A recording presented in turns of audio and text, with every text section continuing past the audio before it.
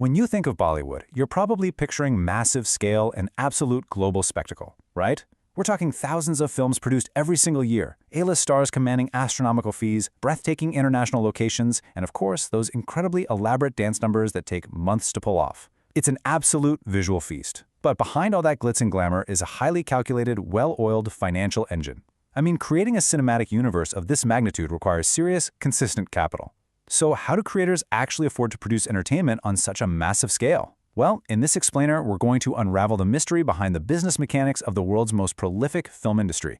So how does a Bollywood film actually make its millions? You might be thinking, well, ticket sales, obviously. And sure, that's the most visible answer. Opening weekend domestic box office numbers are what constantly make the headlines. But honestly, that is merely the tip of a massive financial iceberg. The reality of how this industry generates its incredible wealth goes far, far deeper than your local cinema. To truly understand the economics of a blockbuster, we have to look way past the theater doors and examine a whole complex web of interconnected revenue streams. Here's our roadmap for breaking this all down. First, the box office foundation. Second, overseas and international distribution. Third, the digital and TV boom. Fourth, brands, music, and merch. And finally, how this all combines into a thriving global powerhouse. All right, let's dive right into Section 1, the box office foundation. The financial life cycle of a movie traditionally starts at the theater. You, the audience, buy a ticket, and all those local and national box office collections are bundled together. But the absolute crucial part of this equation is the profit split, what the industry calls the distributor's share. A huge chunk of those ticket sales flows directly back to the producers and distributors. And here's the thing. These deals are often structured with minimum guarantees. That means producers secure a baseline amount of money regardless of whether the film ultimately flops or flies. In a massive blockbuster scenario, this foundational step alone can recoup a huge percentage of the initial budget within literally the first week of release. But wait, how does a movie physically get to thousands of screens simultaneously? That is where distribution rights come in. Basically, these are the legal permissions sold by producers. Think about it. Instead of dealing with the logistical nightmare of renting theaters across the country themselves, producers just sell these rights to specialized domestic and international distributors. These guys pay a premium for the right to exhibit and monetize the film in their specific territories, taking on a lot of the geographical risk. This does a lot of the heavy lifting for a film's income, and these highly lucrative deals are frequently locked down before a single ticket is even torn. Moving right along to Section 2, overseas and international distribution. Bollywood operates this really brilliant two-pronged attack. Domestically, they completely dominate the Indian market with a fiercely dedicated local audience. But internationally, the reach is just unparalleled. By aggressively selling international distribution rights and staging major overseas premieres in places like the UK, the US, and the Middle East, producers tap into a massive worldwide diaspora. Actually, it's more than just the diaspora now. It's a rapidly growing global fan base. This overseas market isn't just an afterthought, it's a critical revenue source that can easily account for 30 to 40% of a film's total theatrical gross. It effectively turns a solid domestic hit into a total global financial triumph. Which brings us to Section 3, the digital and TV boom. Right now, we are witnessing a huge paradigm shift in how movies make money.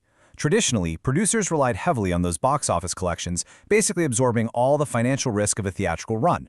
But today, many are pivoting straight to direct-to-digital releases. By bypassing theaters entirely, producers can strike these massive upfront deals with streaming giants. This is a real game-changer because it secures guaranteed profitability and immediate access to a built-in online audience. It completely eliminates the anxiety of opening weekend box office numbers. And the monetization definitely doesn't stop at the premiere. Streaming subscriptions and pay-per-view models are essential for capturing audiences long-term. But then you have satellite rights. This is wild. Satellite rights are one of the most lucrative secondary streams in the Indian market.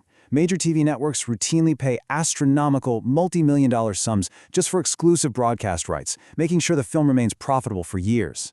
And hey, while it's certainly shrinking, traditional physical media, like DVD distribution, still plays a small role in some regional and international pockets, which rounds out a really robust broadcast ecosystem. Now let's peel back another layer with Section 4. Brands, music, and merch. These are the sneaky profit centers that most of us never even think about. Long before a movie hits the screen, brand tie-ups and clever product placements inject crucial capital straight into the production budget.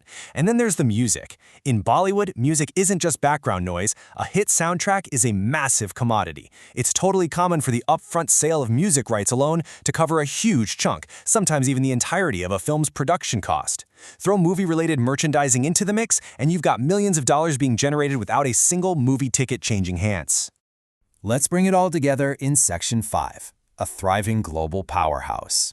When you combine all these diverse revenue streams with that unmatched global popularity, Bollywood becomes a uniquely lucrative powerhouse. Its immense financial resilience comes directly from not keeping all its eggs in one basket. If theatrical box office numbers happen to dip below expectations, no problem. The pre-sold satellite rights, the streaming deals, the brand tie-ups, and the massive music sales act as this incredible multi-million-dollar safety net. It's a brilliantly complex financial ecosystem that guarantees the industry remains an unstoppable giant in global entertainment.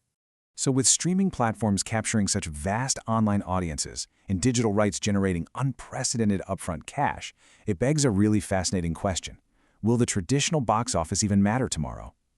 The economics of cinema are evolving at lightning speed, shifting from a pure theatrical model to this heavily diversified digital portfolio.